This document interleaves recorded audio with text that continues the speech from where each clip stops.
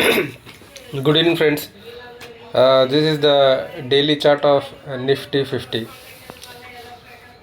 So Nifty 50 का जब मैं डेली चार्ट देख रहे हैं तो here we can see the it is trading in a range bound. ठीक है, ये रेंज में ट्रेड कर रहा है. और इससे जो ज़्यादा ये जो कैंडल है, this is Monday candle, Monday 16 जून 25 को. इस दिन को लोग एक्सपेक्ट कर रहे थे कि मार्केट में एक भारी गिरावट के साथ मार्केट खुलेगा करके, बट मार्केट ने सबको अचंभा करते हुए it gave a positive return. ठीक है ना, क्योंकि अभी जो मार्केट में जो जियो पोलिटिकल सिचुएशन बना हुआ है, the geopolitical situation is very tense. जो ईरान और इसराइल और ईरान के बीच में जो युद्ध चल रहा है वो अभी it has entered the 6th day. ठीक है, और जो इसराइल ने जो ईरान के जो न्यूक्लियर इंस्टॉलेशंस है उन पे हमला किया है. ठीक है, सिर्फ न्यूक्लियर इंस्टॉलेशंस पर ही नहीं, और जो मिलिट्री इंस्टॉलेशंस पे हमला किया हुआ है. मिलिट्री लीडर्स, उनके जो मिलिट्री लीडर्स है उनको जान से मार दिया है. और मिलिट्री लीडर्स ही नहीं, जो न्यूक्लियर प्रोजेक्ट में इन्वॉल्व थे साइंटिस्ट, उन साइंटिस्ट को भी मारा गया है.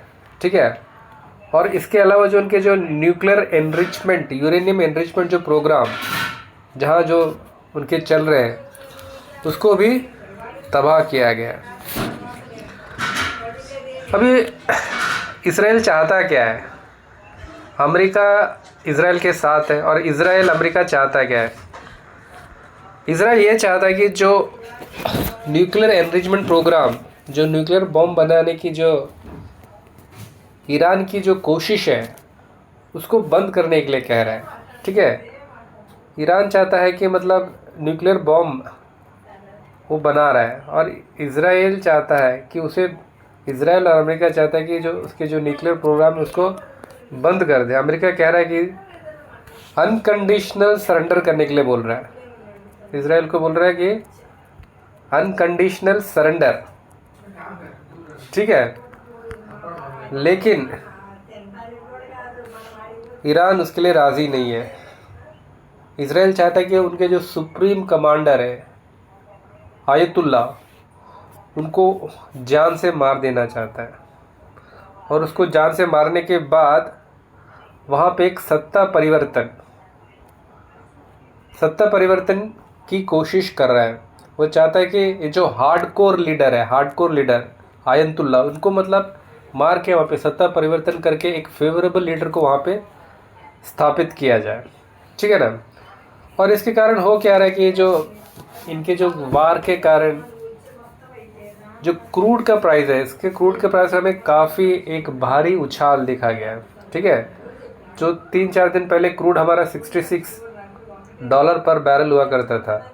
ठीक है, वो 66 से अभी 74 पे चल रहा है. और यदि ऐसा ही माहौल बना रहा तो 100 को भी पार कर सकता है. ठीक है ना.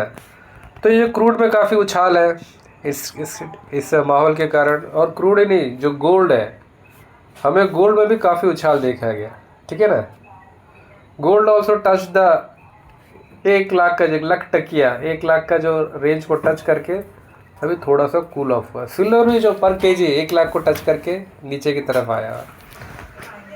सो चारों तरफ मतलब एक अनसर्टिनिटी का माहौल बना हुआ है. ठीक है ना. और जो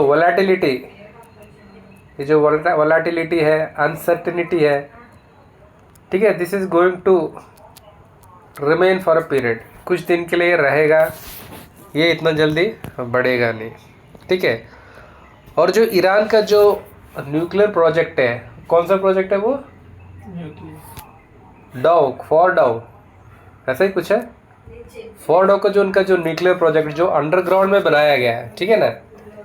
80 metres under the earth, 80 metre ज़मीन के नीचे इसको बनाया है ईरान ने. और ये से फोर्टिफाइड है, मतलब एकदम चारों तरफ से एक सुरक्षित पहाड़ों के बीच में ज़मीन के 80 मीटर नीचे बनाया गया है. ठीक है ना. और उस न्यूक्लियर प्लांट को, फोर्डो के जो न्यूक्लियर फैसिलिटी को डिस्ट्रॉय करने के लिए इजराइल के पास अभी ना तो उनके पास बॉम्बर्स है उतने हैवी जो इतने उसको कैरी, जो फाइटर्स नहीं है जो इतने उसको कैरी कर सके, ना ही उनके पास एम्यूनेशंस है, ठीक है ना। और ये कहा जा रहा है कि अमेरिका के पास है कि जो मतलब उसके अंडरग्राउंड फैसिलिटीज़ को भी डिस्ट्रॉय कर सकता है। अभी ईरान का कहना क्या है?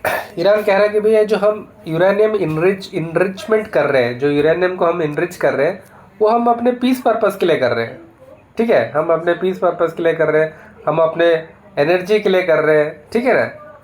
बट अमेरिका कह रहा है कि मतलब जिस मात्रा में आप इसको आप एनरिच कर रहे हो उससे तो लगता नहीं है कि मतलब ये पीस पर्पस के लिए, आप तो मतलब न्यूक्लियर बॉम्ब बनाना चाहते हो, ठीक है। न्यूक्लियर बॉम्ब बनाने के लिए यूरेनियम का जो 90% प्योरिटी ज़रूरत है, 90% प्योरिटी, ठीक है ना। तो ये भी कहना, लोगों का कहना ये भी कि जो ईरान है मतलब अब बहुत ही करीब आ चुका है, जो न्यूक्लियर बॉम्ब बनाने के काफ़ी करीब आ चुका है, ठीक है ना। जब ओबामा की सरकार थी 2015 में, तो उस समय अमेरिका और ईरान के बीच में एक ट्रीटी हुआ था कि अमेरिका ने कहा था कि हम आपके ऊपर सैंक्शन हटा देंगे, आप ये जो न्यूक्लियर बॉम्ब बनाने का जो प्रोग्राम है, यूरेनियम इनरिचमेंट का जो प्रोग्राम है उसको हॉल्ट कीजिए, ठीक है। और जो IAEA आपके जो फैसिलिटीज़ को आगे इंस्पेक्ट करेगा, आपको मॉनिटर करेगा, तो उस बात को मान लिया था। लेकिन जब 2018 में हमारे जब ट्रम्प साहब आए, उन्होंने इसको कैंसिल कर दिया, ठीक है ना, ये सैंक्शंस और लगा दिया, फिर उसको कैंसिल कर दिया। उसके बाद फिर क्या हुआ, उसके बाद ईरान फिर पहले जैसे अपना अपना एनरिचमेंट प्रोग्राम को शुरू कर दिया, यूरेनियम एनरिचमेंट, ठीक है ना। और वो बॉम्ब बनाना चाहता है, ठीक है ना। अभी इसके कारण क्या होगा कि हमें तो पता ही है कि जो अमेरिका है इनडायरेक्टली ईरान को सपोर्ट कर रहा है, ठीक है। लेकिन यदि वो खुल के सामने आके सपोर्ट करेगा तो फिर चांसेस ये भी है कि जो अदर कंट्रीज़ जैसे चाइना है, हो सकता है कि चाइना ईरान को सपोर्ट करे, क्योंकि चाइना का जो फ्यूल है, मतलब जो क्रूड है, वो क्रूड ईरान से ही सप्लाई करता है। तो हो सकता है कि रशिया भी ईरान को सपोर्ट करे। तो यदि ऐसा होता है तो तो सिचुएशन काफ़ी एस्केलेट हो जाएगा और फिर then it can turn into a world war 3 situation की, वर्ल्ड वार 3 ऐसा भी एक सिचुएशन बन सकता है। So now the situation is very tense, बहुत ही टेंस सिचुएशंस है, ठीक है। खामेनेनी को अमेरिका मारना चाहता है। अमेरिका ये भी कह रहा है कि हमें पता है कि खामेनेनी कहाँ पर छुपा हुआ है, ठीक है, हमारे पास इंटेलिजेंस है वो खामेनेनी कौन से बंकर में छुपा हुआ है, लेकिन अभी के लिए हम उनको नहीं मारेंगे, ठीक है। तो ये है उनका, ट्रम्प साहब का जो बयान है, ठीक है ना। तो ट्रम्प साहब भी एक मतलब क्या बोलते हैं उसको, विरोधाभास को अंग्रेजी में क्या बोलते हैं, कॉन्ट्राडिक्टरी स्टेटमेंट्स देते रहते हैं, कभी कुछ बोलते हैं तो कभी कुछ बोलते हैं। तो आप ट्रम्प साहब को देखो तो क्या होता है, पहले वो अपने ओपोनेंट को डराना धमकाना चाहता है, और यदि आपका ओपोनेंट जब डर जाता है तो उसको अपने कंट्रोल में ले लेता है, और यदि जब ओपोनेंट डरता नहीं है तो ट्रम्प ही खुद थोड़ा सा झुक कर एक नेगोशिएट कर लेते हैं, नेगोशिएशन। अभी ट्रम्प ईरान को कह रहा है कि you come to the negotiating table में आइए और अनकंडीशनल सरेंडर कीजिए।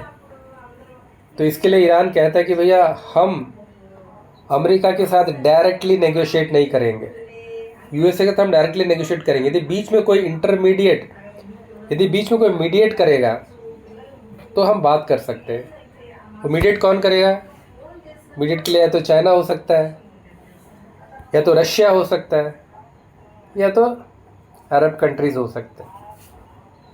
और इसका कारण हम क्यों डायरेक्टली मीडिएट नहीं करेंगे अमेरिका के साथ, इसका जो रीज़न जो ईरान देता है वो कहता है कि भाई जो अमेरिका है, we have got a trade deficit, it's not trade deficit, it is क्या डेफिशिएट है वो, ट्रस्ट डेफिशिएट। हमें ट्रस्ट डेफिशिएट है, मतलब हमें विश्वास नहीं है, हमें ट्रस्ट डेफिसिट, हमें अमेरिका के ऊपर विश्वास नहीं है क्योंकि इसने हमें एक बार धोखा दिया था। कब? 2015 में जो ओबामा ने ट्रीटी को फाइनलाइज किया था, 2018 में ट्रंप ने उसको तोड़ दिया।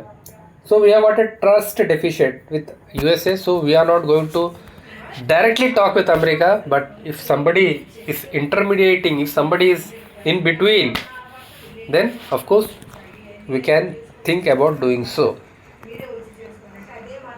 So the situation is very tense, किस तरह से बदलेगा कैसे। और जो हमारे जो मार्केट्स को आप देखोगे ना, हमारे इंडियन मार्केट्स को देखेंगे तो गिर नहीं रहा है। जब मंडे को लोग सोच रहे थे कि भैया हमारा मार्केट गिरेगा, उस दिन तो और भी बढ़ चढ़ के ऊपर आ गया। और उसके बाद भी ट्यूसडे वेडनेसडे में देखोगे तो इट इज़ ना तो गिर नहीं रहा है, मतलब ऐसा लग रहा है कि मानो हमारे मार्केट्स ने ये सारी चीज़ों को डाइजेस्ट कर लिया है, या हम क्या बोलते हैं डिस्काउंट कर लिया है, ऐसा ही कुछ कहते हैं ना। तो this all are discounted, this all are digested, this all news, क्योंकि हमारे मार्केट्स को देख के तो ऐसा ही लग रहा है, ठीक है ना, गिर नहीं रहा है, मतलब अपने आप को संभाल रहा है। जबकि इतने सारे विषम परिस्थितियाँ, जब इतने सारे चारों तरफ इतने बैड न्यूज़ है, उसके कारण में हमारा मार्केट गिर नहीं, it's showing a lot of resilience, ठीक है ना। और जहाँ तक हमारे क्या इन्फ्लेशन की बात है, हमारा जो इन्फ्लेशन का जो डाटा आया था, अप्रैल का जो डाटा आया था, अप्रैल में हमारा इन्फ्लेशन का डाटा आया था 3.16, ठीक है ना, और मई में आया था 2.98, मतलब 3 से भी नीचे हमारा इन्फ्लेशन डाटा है। अब वेरी गुड, मतलब ये कहा जा रहा है कि 2019 से पिछले 6 साल का एक सबसे लोएस्ट इन्फ्लेशन रेट है, less than 3। Such a beautiful, such a wonderful data. लेकिन यदि तेल इसी तरीके से बढ़ता रहा तो जो जून में आने वाला जो इन्फ्लेशन रेट है, जो इन्फ्लेशन डाटा है, that is not going to be so much favourable. और इसके कारण जो हमारा आरबीआई है, जो आरबीआई ने भी रेट कट किया था, रिपो रेट जिसे हम कहते हैं, रिपो रेट को 6 से उसे घटा के उसे 5.50 का 50 बेसिस पॉइंट का रिपो रेट में कम किया, जिसके कारण जो लोग लोन लेना चाहेंगे, एजुकेशन लोन हो या बिजनेस लोन हो, उनके लिए थोड़ा सा लोन में सस्ता पड़ेगा। ऑन द फ्लिप साइड जो मतलब सीनियर सिटीजन्स है, जो लोग अपने इन्वेस्टमेंट के ऊपर ही जीते, उनके लिए it's a little bit of negatives for them. Otherwise जो इंडियन इकोनॉमी है, it is showing a lot of strength, काफ़ी स्ट्रेंथ दिखा रहा है हमारा इकोनॉमी। और लेकिन प्रॉब्लम है तो वो है जियो पॉलिटिकल के कारण ही प्रॉब्लम्स है। और अभी तो हमें बताया गया कि हमारे अंडमान में